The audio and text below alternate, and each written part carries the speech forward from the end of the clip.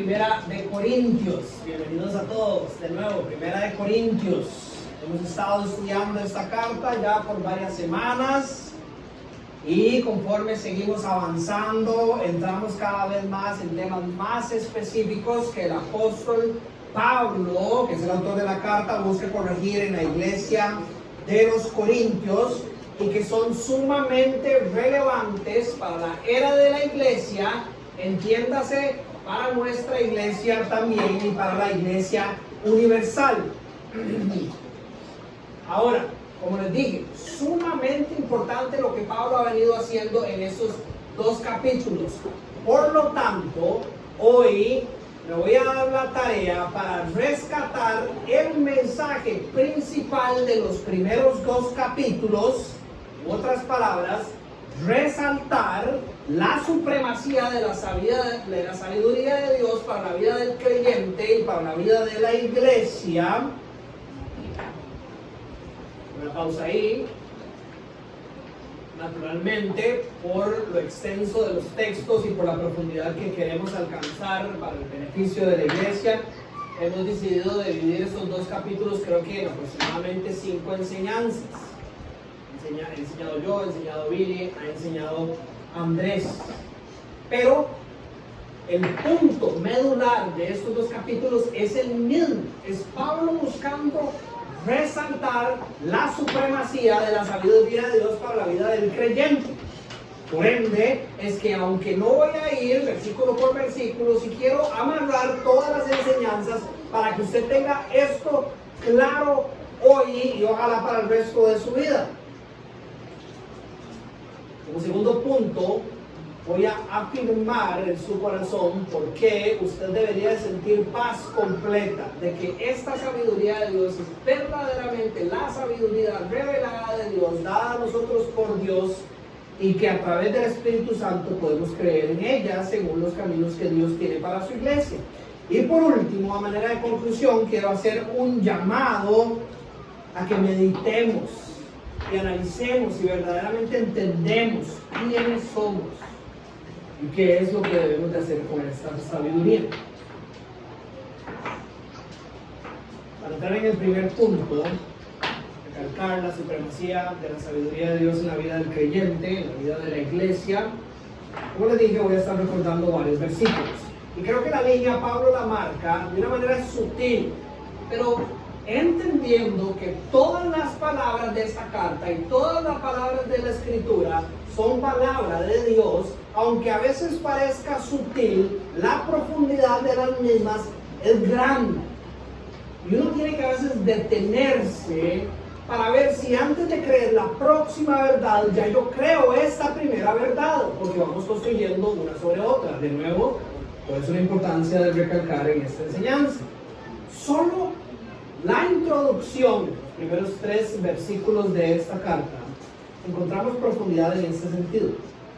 Pablo está escribiendo a la iglesia de los Corintios, entiéndase, el Espíritu Santo está escribiendo a nuestra iglesia también, aquellos que han sido santificados en Cristo Jesús y llamados a ser su pueblo santo. Yo les había explicado en aquel entonces que santificados significa separados con el propósito de reflejar la santidad de Dios, pero ese santificados incluye la separación del mundo con un propósito divino específico y llamados a ser su santo pueblo. De aquí que debería de surgir desde los primeros 2-3 versículos de esta carta la siguiente pregunta: ¿cómo me aseguro yo de vivir como el santo pueblo al cual estoy siendo llamado? Si yo soy uno de los santificados en Cristo Jesús, si yo creo verdaderamente que he sido llamado por Dios, no ha sido para hacer lo que a mí me da la gana, ha sido para vivir como su santo pueblo. Y por entender quién Dios es, y vamos a reafirmar esto a través de la enseñanza, yo debería sentir un temor, una reverencia, por asegurarme que verdaderamente, si digo que estoy caminando en el nombre del Señor, estoy caminando los pasos que Dios marcó para mí. Pablo agradece más adelante en el versículo 4 y 9 del capítulo 1 por la obra que Dios ha hecho en la vida de estos creyentes. Y de nuevo empieza a darnos muchas claves que nos marcan esta línea que vamos a ir desarrollando en estos dos capítulos. Gracias a Dios por ustedes, dice. Pues en Cristo Jesús, Él les ha dado su gracia. Es decir, la gracia de Dios ha sido depositada, derramada sobre nuestra iglesia a través de Cristo Jesús. Y dice, unidos a Cristo, ustedes se han llenado de toda riqueza espiritual. Vean, chicos, uno tiene que verdaderamente leer la palabra de Dios despacio. Y hay algo estoy obligando a ser hermanos y Dios, porque ya, aunque no lo crean, aunque no parezca en ningún sentido, ya tengo más de 40 años. Y cada día veo peor. Por eso me estoy obligando, pero todavía no se usa muy bien. Uno tiene que leer la palabra de Dios y agarrar esas promesas que son de uno y vivir con que esa sea la gasolina del día a día. ¿Ven qué belleza? Aquellos que hemos sido unidos a Cristo, dice el versículo 5, se han llenado de toda riqueza, tanto en palabra como en conocimiento. De toda riqueza, tanto en palabra como en conocimiento. Versículo 6, así se ha confirmado en ustedes nuestro testimonio acerca de Cristo. Es decir, conforme ellos han vivido lo que se ha dicho de Cristo, ellos confirman de que esto que se ha dicho es verdad en ellos. De modo, dice el versículo 7, que no les falta ningún don espiritual mientras esperan con ansias que se manifieste nuestro Señor Jesucristo. Entonces, usted está llamado a ser el pueblo santo de Dios. Y puede ser que por su mente pasen dudas y de repente usted crea, de fijo yo no tengo tanto como tiene aquel otro. Por favor, que esto nunca pase en esta iglesia. Pero lastimosamente en Costa Rica la gente cree que los pastores tienen algo que las demás personas de la congregación no tienen. No, no es cierto. Simplemente mi llamado es a predicar la palabra, a enseñar la palabra. Y obviamente estoy obligado a cumplir los estándares según 1 Timoteo capítulo 3 y Tito 1 para poder ocupar este lugar de anciano. Eso es otra enseñanza. Pero la realidad para toda la iglesia es que a través de la obra de Cristo en ustedes por gracia y unidos en Cristo, todos ustedes tienen toda riqueza en palabra y en conocimiento y no les falta ningún don espiritual o ningún fruto del Espíritu. Esto es una condición que se adquiere cuando el Espíritu de Dios nos regenera. Cuando yo enseño tanto la armadura de Dios como lo que es el fruto del Espíritu Santo, yo le digo a las personas, no hay cristiano de 4 manifestaciones del fruto del Espíritu Santo, o de 5 o de 6. O no es como que Cheldry de fijo tiene en el fruto del Espíritu la paciencia y el dominio propio y yo no. Yo soy una persona que tiene humildad, pero nosotros no. No, en el momento en que usted es regenerado y el Espíritu Santo hace su templo en usted, usted es esta persona que la construcción suya lo ha equipado por gracia de Dios y en unión con Cristo con toda riqueza, tanto en palabra como en conocimiento, y no le falta ningún don espiritual. Todo está en usted. Ahora, hay una diferencia entre lo que Dios hace en nosotros y lo que Él nos invita a ser partícipes en. Por ejemplo, la salvación es 100% de Dios, pero la santificación, que es crecer a la imagen de Cristo Jesús, nosotros participamos en ella. Entonces, ¿cuál es la diferenciación que quiero que hagamos aquí? Todos estamos en la misma plataforma. No es que hay un carro que tiene doble tracción y el otro no tiene doble tracción, o ese tiene doble tracción y además tiene llantas de barro. Todos estamos en las mismas condiciones. Cada uno tiene que hacer la tarea para crecer en la santidad del Señor.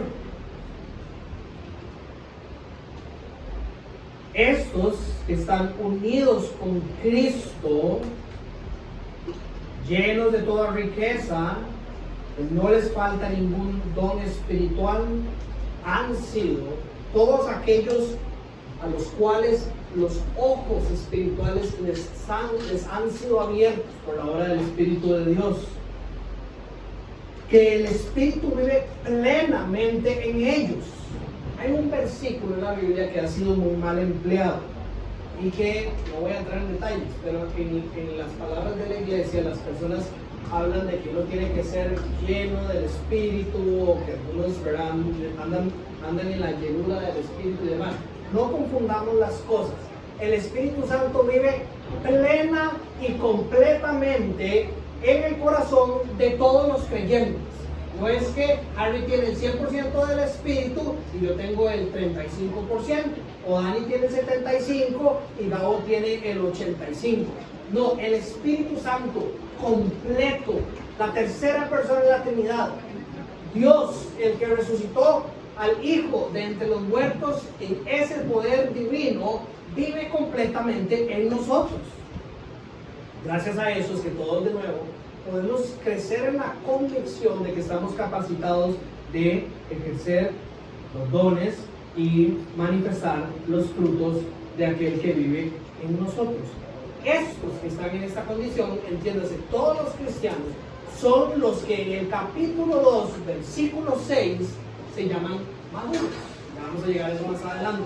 Pero cuando se habla de aquellos que son maduros, que hablan sobre las cosas espirituales, no deberíamos de entender que son personas que han ido al seminario o que han llevado muchos cursos y que además usan palabras difíciles, que son palabras como domingo, palabras de iglesia. No, son aquellos los cuales han sido salvos por la gracia de Dios, han sido llamados a ser el pueblo santo y en unión con Cristo hemos sido, otra palabra para traducir, maduros, según el original griego, perfeccionados en riqueza de palabra, conocimiento, dones y frutos, y que en Cristo tenemos todo lo necesario para ser la iglesia del Dios viviente. Esta es la plataforma principal que Pablo está construyendo para después resaltar la supremacía de la palabra de Dios y la sabiduría de Dios y la importancia de ella en la vida del creyente. Si nosotros no nos creemos que podemos hacer todas las cosas en y con Cristo Jesús por medio de seguir la sabiduría de Dios, ¿para qué vamos a seguir la sabiduría de Dios? Y eso es lo que nos pasa muchas veces. La sabiduría de Dios nos es presentada, Dios nos dice exactamente cómo vivir nuestra vida, pero hay, como en las caricaturas, un angelito de este lado y un diablito de este lado que nos está acusando completamente y nos está diciendo, usted de fijo no es lo loco. Hay gente que sí, pero usted de fijo no. Usted está equipado por medio del Espíritu con todo lo necesario para vivir en el centro de la voluntad de Dios, vivir la sabiduría divina entregada a los hombres. Este es el problema que se estaba dando en la iglesia de Corinto. Si por medio de nuestra unión con Cristo hemos alcanzado riquezas, podríamos decir que el problema en esta iglesia, y el problema en todas las iglesias, es que empezamos a llenarnos de pobreza. No creemos que la sabiduría de Dios es todo lo necesario para la vida del creyente y empezamos por nuestras debilidades a echar mano en la sabiduría del mundo. ¿Y cuáles son las consecuencias que Pablo nos deja ver en esta iglesia? Que fácilmente podríamos ver nosotros en nuestras iglesias. Hay división, empezamos a perder el mismo pensar y el mismo propósito, porque ya lo que está en el centro del corazón de la iglesia o en el centro del corazón de mi vida no es el pensar de Cristo ni los propósitos de Cristo, y empieza a haber rivalidades entre nosotros. Los corazones se están alejando de las buenas noticias, del mensaje de la cruz, podríamos decirlo, de las sagradas escrituras, han perdido la centralidad en sus corazones y se empiezan a enfocar en las particularidades que están dadas por los hombres. Por eso es que en los versículos, si no me equivoco, del 10 al 17, encontramos esas famosas palabras de Pablo, donde declara que unos dicen ser de Apolos, otros de Pablo, otros de Cefas, otros de Cristo. No es que Apolos está predicando algo diferente, no es que Pablo está predicando algo diferente, no es que Jesús predicó algo diferente, sino que en la debilidad de la iglesia no han contado como suprema la riqueza que ha sido dada a través de la sabiduría de Dios y se están llenando de pobreza que contamina los corazones y causa esa división, causa esas inseguridades, causa esas debilidades, causa esa separación dentro de la iglesia. Les voy a dar un ejemplo muy nuestro, nadie se sienta ofendido porque es un ejemplo muy nuestro, pero creo que también es fácil de entender. Creo que usted tal vez se pueda relacionar con esto que les estoy diciendo aquí. Como ustedes pueden ver, hoy cambiamos varias cosas del formato de la reunión. El consejo de la iglesia constantemente busca en la sabiduría del Señor cómo ordenar la reunión de los santos de manera en que ustedes puedan adorar mejor a Dios.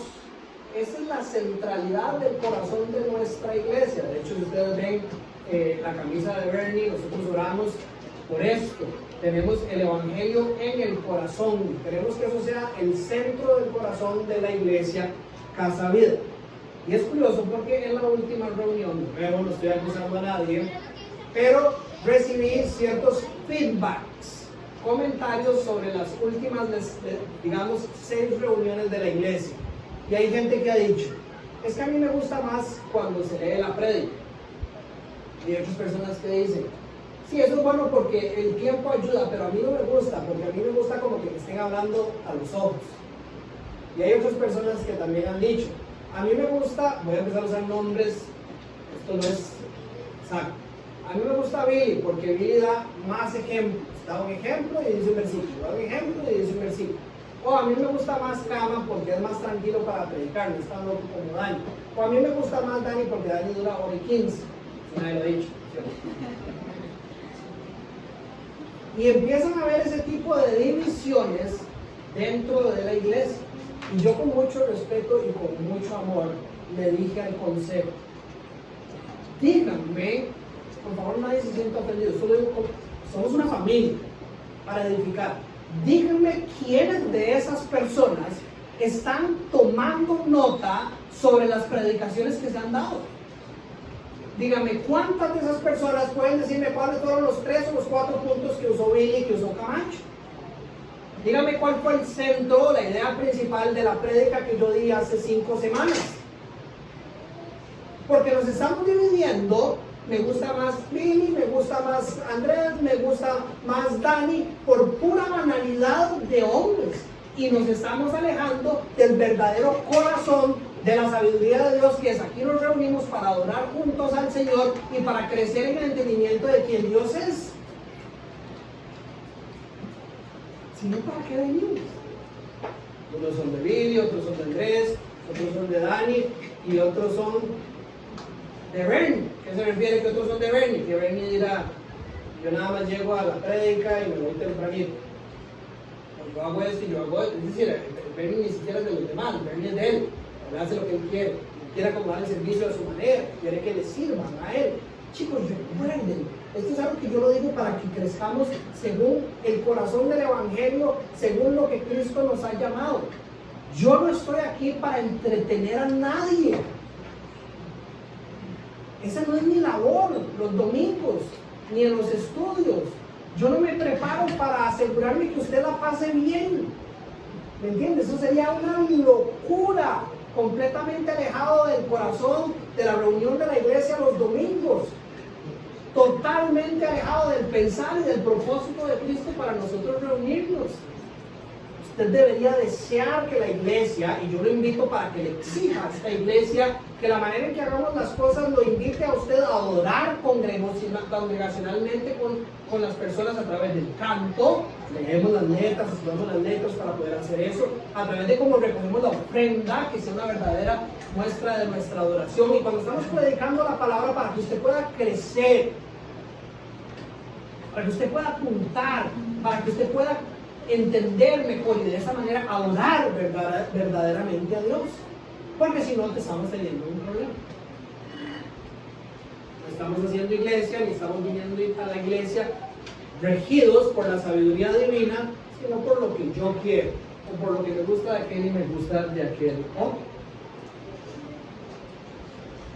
Ahora lo pone así: Cristo me envió a bautizar No me envió a bautizar, sino a predicar las buenas noticias, y eso sin discurso de sabiduría humana, para que la cruz de Cristo no perdiera su eficacia. No es que está diciendo que el bautismo no es importante, pero Pablo está diciendo, no es tan importante. Es decir, ni siquiera fue que yo fui a la iglesia y empecé a escoger palabras que les sonaran bonito a ustedes, un montón de griegos y tal vez algunos judíos, pero que les encantaba, como bien explicó Billy, el buen discurso y la sabiduría del mundo. Nada de eso. Les presenté nada más el mensaje de la cruz para que no perdiera su eficacia. Cada vez que nosotros nos entretenemos en lo que el mundo ofrece, pierde eficacia en nuestro corazón el mensaje de la cruz, y eso solo puede causar cosas feas dentro de nuestra vida. División dentro de la iglesia, rivalidades dentro de la iglesia, pero poco crecimiento también para usted como cristiano. Déjeme recordarle cuál es el mensaje de la cruz. ¿Cuál es el mensaje de la cruz? Para que todo pensamiento usted lo filtre a través de la sabiduría de Dios revelada a los hombres. El Evangelio, Dios creador de todas las cosas, el Dios supremo, soberano, todopoderoso, que todo lo sabe, en su gran amor, la decisión divina y eterna, nos creó para deleitarnos en Él y en su creación. Ahora, la Biblia es la historia en la que Dios revela la manera en que la humanidad pasa de un estado caído a recuperar la intención original del Creador, que era que nosotros nos deleitáramos en Él y pudiéramos deleitarnos de toda su creación. Ahí estaba la bendición de todos los hombres. Ese es el punto número 1 del Evangelio. Ese es Dios y la intención de Dios con su creación. Si esas son buenas noticias para usted, usted debería venir a la iglesia buscando deleitarse en su Creador y deleitarse en la creación a través de la bendición de su Creador. Usted se deleita en su esposa a través de lo que Dios le ha dado, usted se deleita en sus hijos a través de lo que Dios le ha dado, se deleita en la reunión de la iglesia con sus amigos, siempre pasándolo por la sabiduría que Dios le ha dado. Ahora, ¿cuál fue el problema que también está reflejado en el Evangelio? Que el hombre decidió hacer algo diferente que escuchar la sabiduría de Dios. En vez de permanecer en riqueza, decidió buscar la pobreza. ¿Cómo? Trayendo sabiduría de otros, en este caso el ejemplo es la serpiente, sabiduría que no venía de Dios, creer en ella y por medio de eso caer en el error, que es el pecado. El pecado, fallar en el blanco, no dar en lo que Dios ve como correcto, error. Y un Dios santo, que no puede estar en presencia del error, rompe la comunión perfecta que había con su creación. Hermano, Dios, no que Dios es un Dios de amor, claro, Dios es un Dios de amor, pero ¿sabe qué es lo que Dios más ama? Su ser. Él ama su rectitud, Él ama su justicia, Él ama de manera perfecta su verdad. Él se ama a Él completamente. Y por ende, ese castigo que había anunciado que pasaba, si nosotros decidíamos caminar afuera de su verdad, tenía que pasar. Él lo cumple. Y por la separación entre la vida, solo puede haber muerte. Pero había algo, parte también de las buenas noticias, del mensaje de la cruz, de la sabiduría de Dios entregada a los hombres para la salvación y la santificación. En el ser de Dios había algo que ningún humano, ningún hombre podía imaginar y puede entender. Ningún hombre puede entender si no es porque Dios se lo muestra. Una vida perfecta, un sacerdote perfecto, un sacrificio perfecto, por gracia y misericordia, dado para la salvación de los inmerecedores en la persona de Cristo Jesús. En el mensaje de la cruz, la gracia y la misericordia se despliega perfectamente. Cuando nosotros vemos nuestra vida a través de la centralidad de la sabiduría de Dios, nos hacemos de este tamaño, porque nos damos cuenta que las únicas no la única, desde la primera vez que nosotros decidimos usar nuestra sabiduría y no la de Dios, lo que caímos fue en el pecado y en la maldición de toda la humanidad. Entonces, cuando usted realiza esas cosas, de nuevo, la supremacía de la sabiduría de Dios se enaltece en su vida. Y usted empieza a entender qué clase de animal soy yo, creyendo que de verdad, alejado de Dios, hay algo dentro de mí que pueda funcionar mejor. Pablo dice que el mensaje de la cruz es locura para los que se pierden. Es el poder de Dios para nosotros. Claro que es una locura. El Rey de Reyes nació en pobreza y en necesidad. El Rey de Reyes, el Señor de Señores,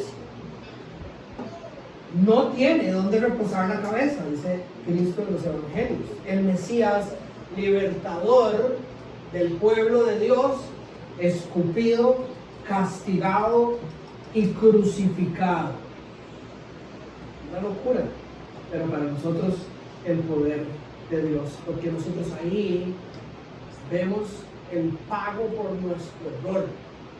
Vemos una deuda que un ser humano debía pagar y nosotros no podíamos pagar, pagado en la persona 100% humano y 100% Dios de Jesús a través de la cruz.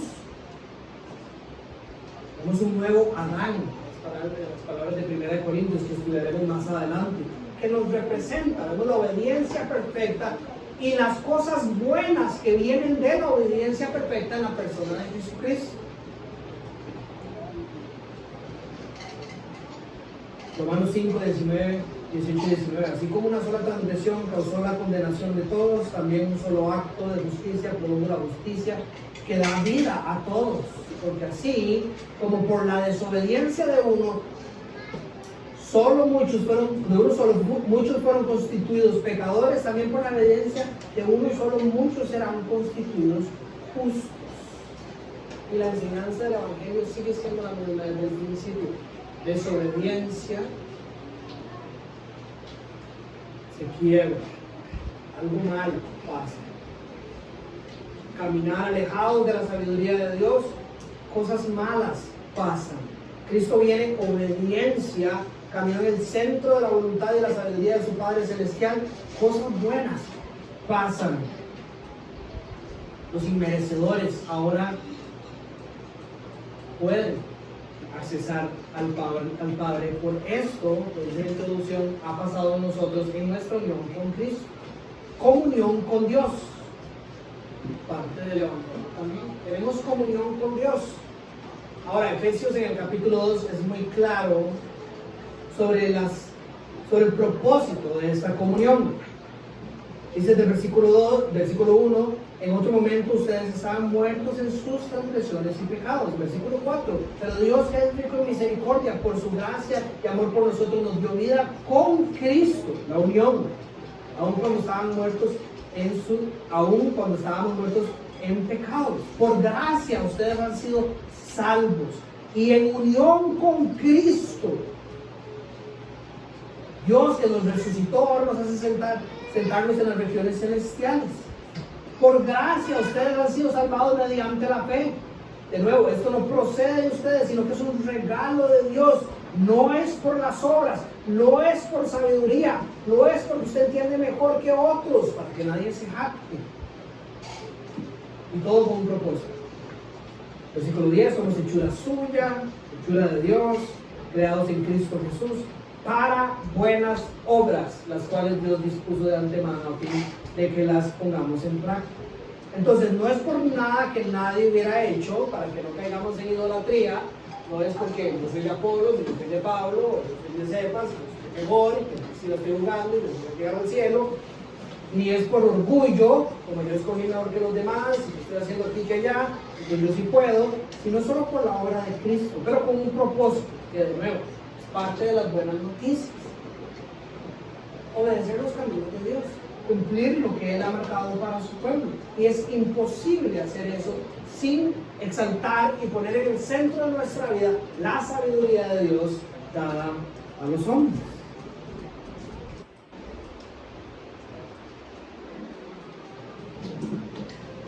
Del 1 del 18 al 2:9 hay varios versículos que establecen varios puntos antes de que sigamos adelante. El mensaje de la cruz es una locura para los que se pierden, en cambio para los que se salvan, es decir, para nosotros, este mensaje es el poder de Dios.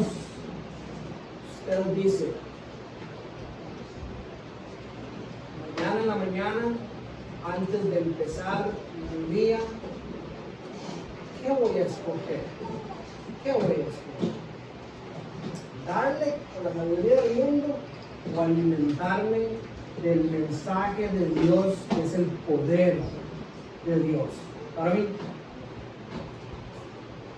Pablo establece que la sabiduría de Dios es la única manera de conocer verdaderamente a Dios. Si usted dice ser parte del pueblo de Dios, de nuevo, si usted dice ser de estos que se salvan,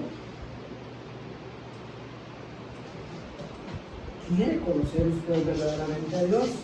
Versículo 21, Dios en su sabio designio dispuso que el mundo no lo conociera mediante la sabiduría humana, solo por medio de su revelación.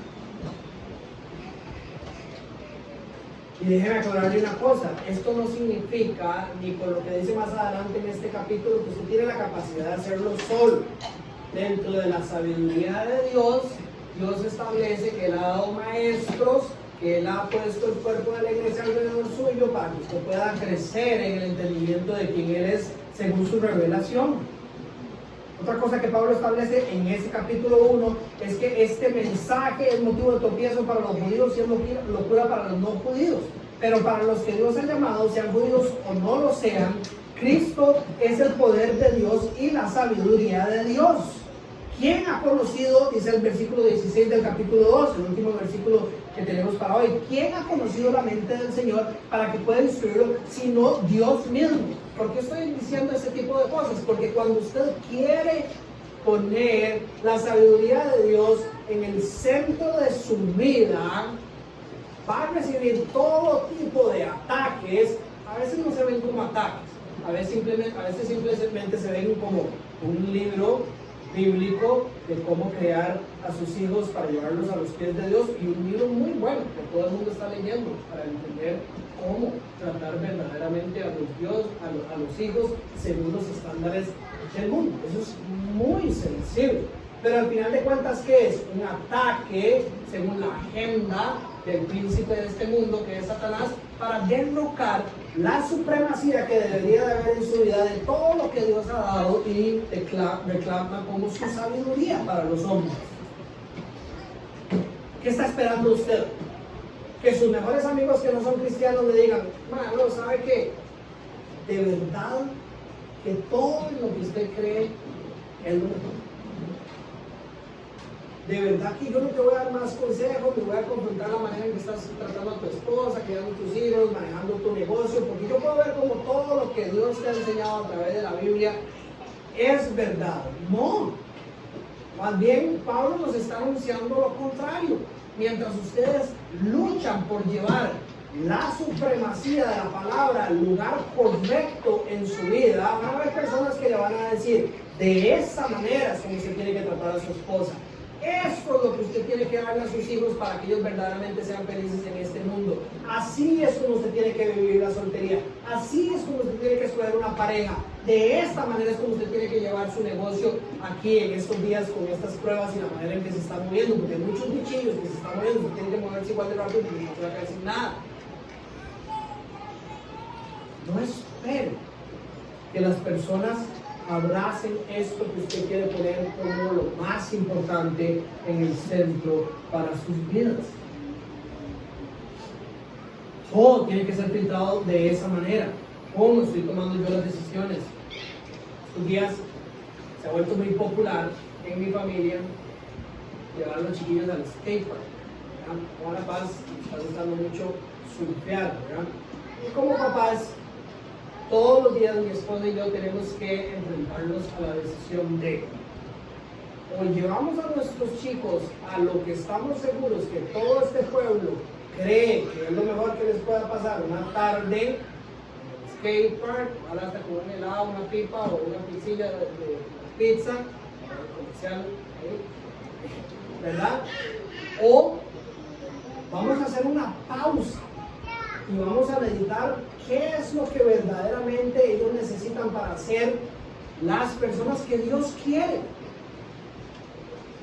Porque la vida no se trata aquí en la tierra de que todo el mundo diga, pucha, están llevando a tus hijos 5 veces al skatepark en las tardes y además los están llevando a solear todas las mañanas. De fijo son los niños más felices del mundo y van a aprender disciplina y van a aprender un montón de cosas. Son las enseñanzas del mundo. ¿De qué manera es que Dios me dice que ellos van a tener disciplina? ¿De qué manera yo encuentro en la palabra de Dios que su corazón vaya a estar plenamente lleno? Puede llenarse a través de ir al skatepark haciendo un ejercicio donde la sabiduría de Dios sea el centro del propósito, pero no simplemente por llevarlos y que ellos pasen el tiempo y hagan lo que les dé la gana. Ahora, cuando usted le dice a las personas que usted no va a llevar a sus hijos a surfear 3 veces a la semana, a las 6 de la mañana, porque usted quiere hablar con ellos todas las mañanas, júrelo que hay un alto porcentaje en este pueblo que le va a decir: usted está loco, usted le está lavando el corazón a sus hijos y los está privando de lo que todo el mundo aquí cree que es lo más chido que deberían de hacer. ¿Verdad? Ese tipo de atracciones que el mundo nos da. Entonces simplemente no espere ese tipo de cosas y siga luchando para poner la palabra en el centro de sus vidas. Y de nuevo Pablo establece que si hay algo, y es lo único que les estoy diciendo, en lo que nosotros como cristianos deberíamos de enfocar nuestros corazones en la sabiduría de Dios. Si hay alguien que ha de gloriarse en algo, dice Pablo en este capítulo, que se gloríe en el Señor. Que se gloríe en el Señor. Somos salvos, somos su pueblo, hemos venido con Cristo, hemos sido perfeccionados. Se nos ha dado riqueza de palabra, riqueza de conocimiento, riqueza en dones, riqueza en frutos. Y en Cristo tenemos todo lo necesario para ser la iglesia del Dios viviente. Y todo ha sido entregado a nosotros a través de la sabiduría de Dios. Todo ha sido entregado a nosotros a través de la sabiduría de Dios para que crezcamos con la convicción de esta verdad. ¿Cómo podemos nosotros confiar plenamente en que esto es la sabiduría de Dios, esto que la iglesia maneja? Que al final de cuentas vamos a llegar entre el versículo 6 y el versículo 10 a darnos cuenta de que solo por la obra divina es que tenemos la certeza y seguridad de que esto que nosotros tenemos es la sabiduría de Dios buena para el pueblo de Dios. Los que hemos alcanzado madurez, hablamos sobre la sabiduría de Dios, pero no como la sabiduría de este mundo, dice el versículo 6, ni con la de sus gobernantes. Y vea qué determinante esto que Pablo dice, los cuales terminan en nada.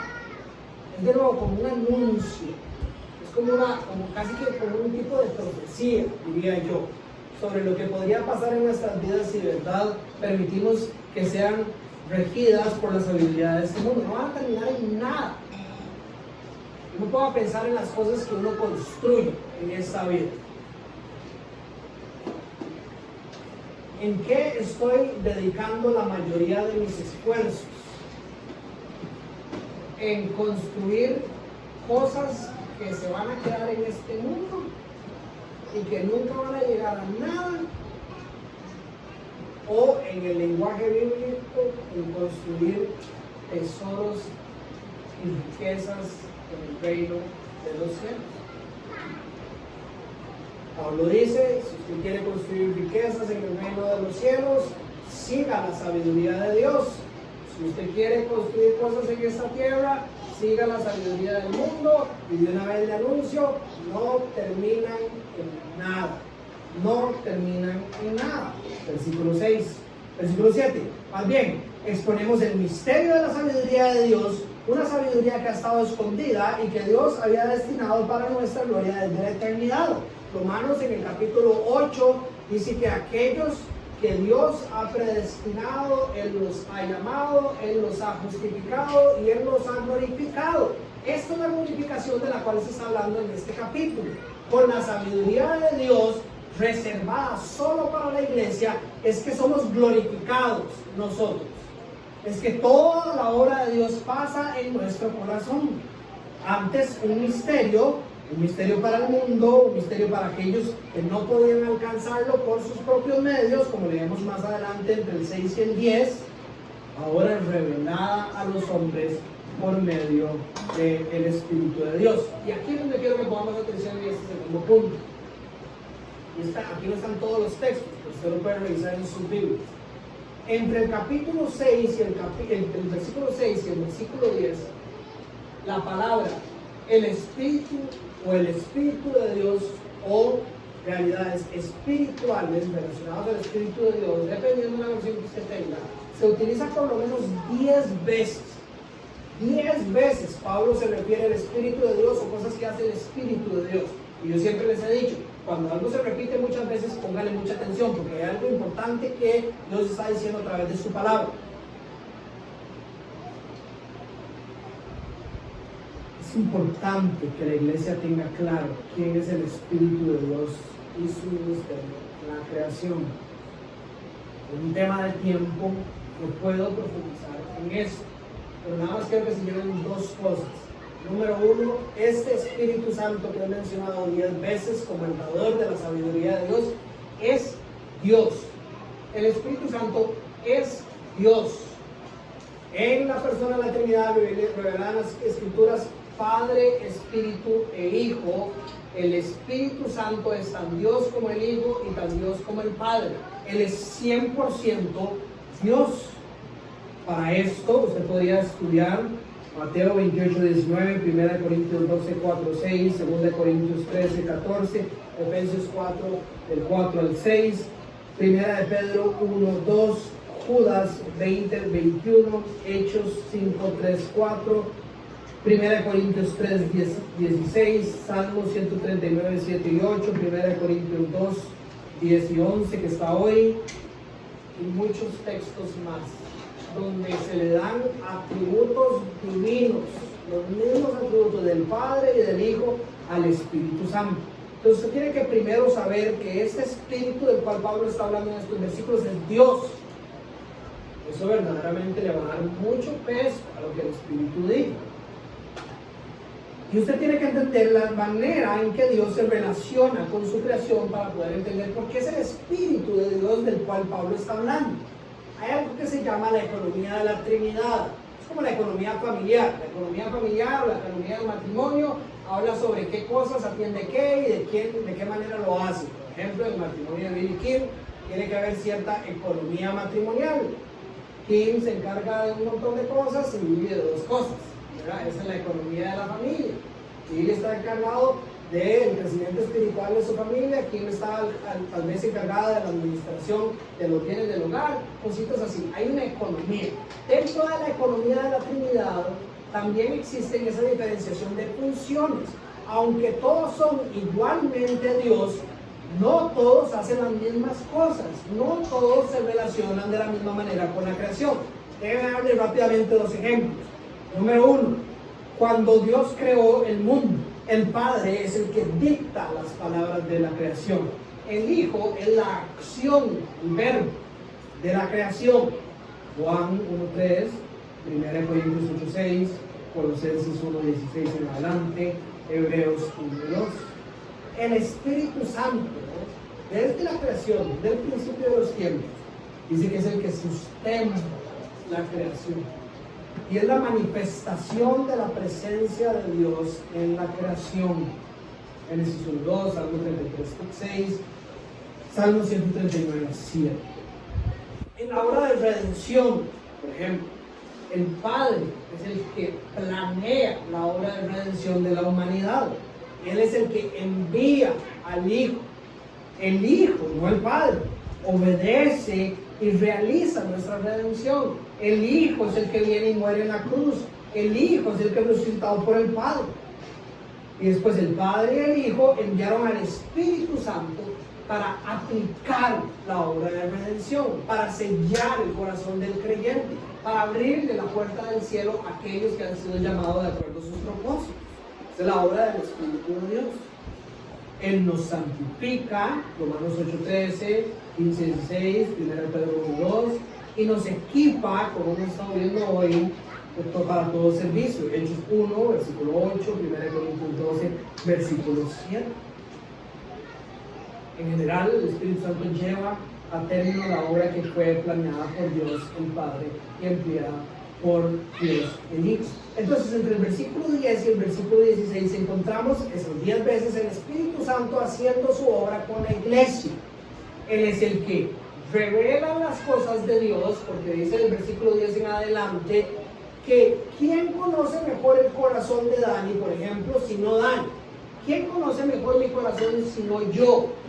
Lo que está diciendo Pablo es, ¿quién mejor que el Espíritu de Dios para revelarnos las verdades de Dios si el Espíritu Santo es Dios? Con esto tenemos claro que esto que ha sido dado a nosotros en la palabra de Dios es revelación del ser de Dios, dada por el mismo ser de Dios. Lo número 2 que encontramos del versículo 12, por ejemplo, al versículo 14, es que ha sido el Espíritu Santo el que ha puesto esta revelación divina en los autores bíblicos. Se lo voy a leer para que usted lo entienda con claridad. Versículo 12. Nosotros no hemos recibido el Espíritu del mundo, hablando de la iglesia, sino el Espíritu que procede de Dios para que entendamos lo que por su gracia Él nos ha concedido. Versículo 13, aquí cambia la manera en que Él está hablando. Esto es precisamente de lo que hablamos. Ahí está diciendo Pablo y los diferentes maestros ya mencionados. No con las palabras que enseña la sabiduría humana, sino con las que enseña el Espíritu, explicando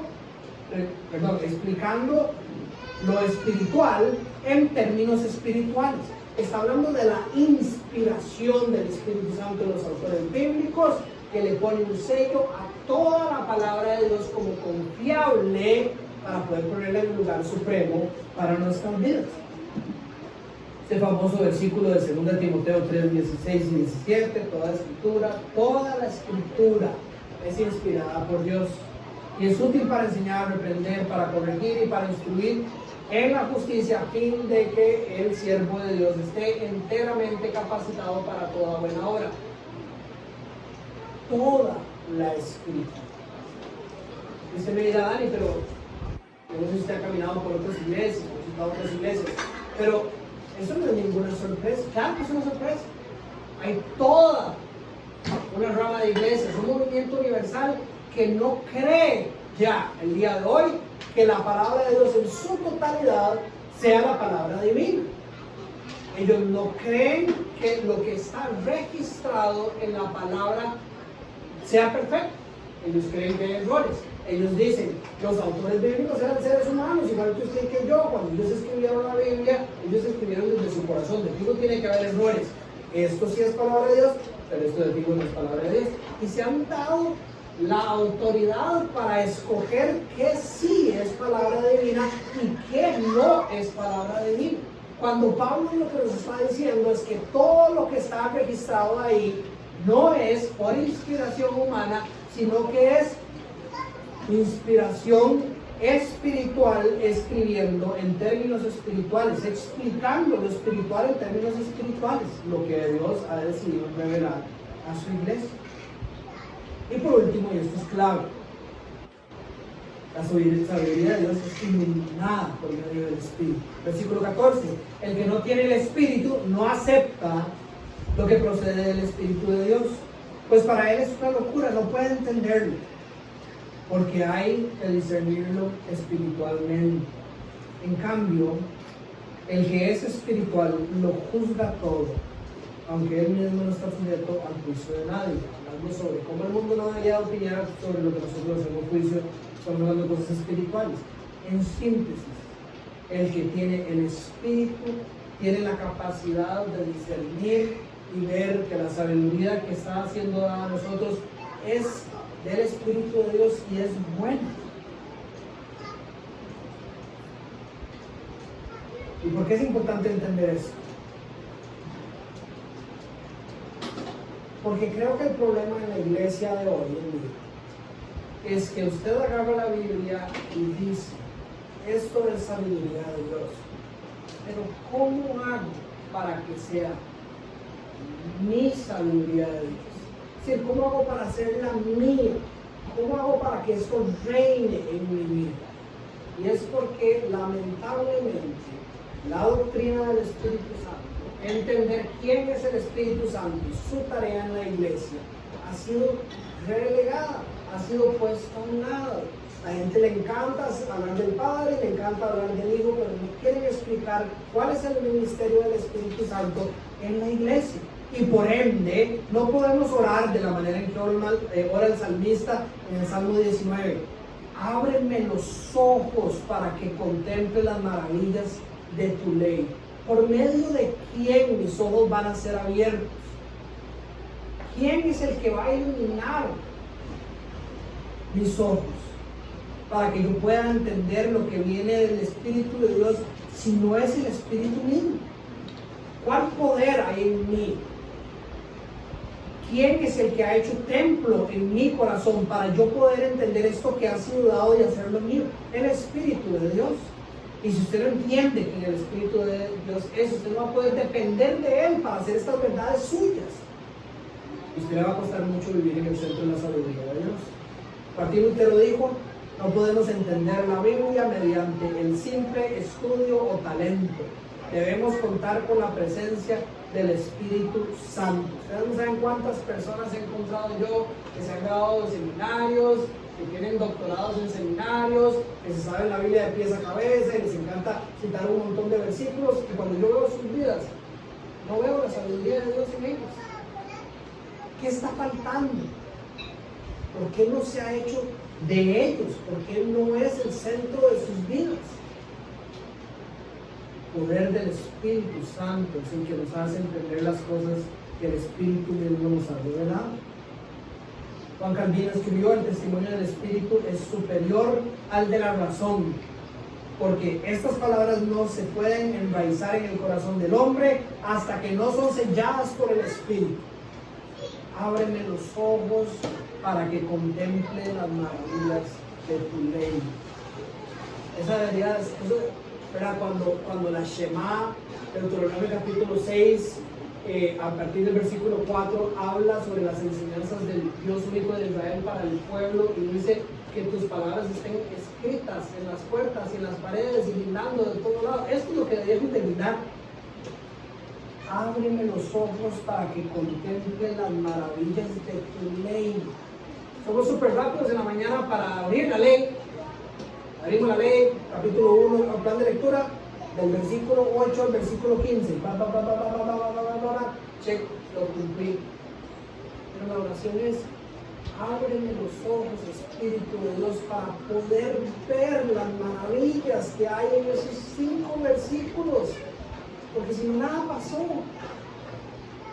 Y Pablo está hablando sobre la sabiduría de Dios. Billy predicó sobre la importancia de la sabiduría de Dios y la supremacía de la sabiduría de Dios. Andrés predicó sobre la sabiduría de Dios. No se va a convertir en verdad para sus vidas a menos que caigamos de rodillas y le pidamos al Espíritu de Dios, que revela quién Dios es, que inspiró quién Dios es, que ilumina sobre quién Dios es, que haga su obra en nosotros. Y con esto cierro, porque ese es el llamado, a meditar, a entender quiénes somos, si somos el pueblo de Dios, a qué hemos sido llamados. Versículo 26 del capítulo 1 decía: consideren su propio llamamiento, siéntense a pensar quiénes son verdaderamente, cómo están viviendo su vida. ¿Estamos rendidos a la sabiduría de Dios o seguimos creyendo que yo me la juego mejor? Confío en la sabiduría de Dios en todas las áreas de mi vida. Un ejemplo también, creo que del día a día. Usualmente trato de planear citas, ya sea con mis hijos o con mi esposa. ¿Cómo estamos planeando una cita con nuestra esposa? Ahora viene el 14 de febrero, ¿verdad? Entonces todo el mundo está emocionado, viene el 14. Y entonces todo el mundo empieza, vea, todo les pasa. Inmediatamente todo el mundo dice: no lo hagan, es una locura. 14, cena, flores, cartita romántica. Si usted es así medio romanticón, fijo, esas 3 cosas le pasan por el frente.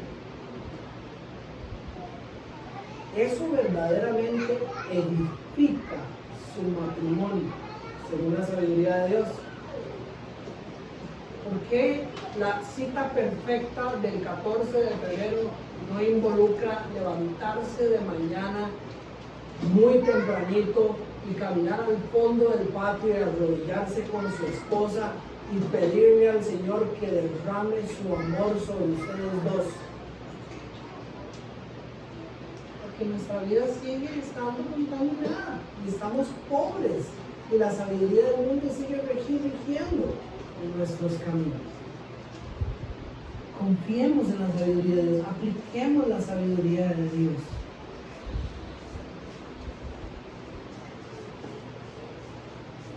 El versículo 16 dice, tenemos la mente de Cristo, tenemos la mente de Cristo. Y cierro con esta invitación, Salmo 34, 8, 29, prueben y vean que el Señor es bueno. Dice, prueben y vean que el Señor es bueno. Dichosos los que se refugian en Él. Teman al Señor, teman en el sentido de que vean quién Él es y quiénes somos nosotros y lo bueno que Él es y lo pobres que somos nosotros. Nosotros los que somos santos teman al Señor, pues nada les falta a los que le temen. Tenemos la mente de Cristo, hagamos de la sabiduría de Cristo nuestra sabiduría para poder caminar en sus propósitos. Prueben y vean lo bueno que es el Señor. Bien. Gracias.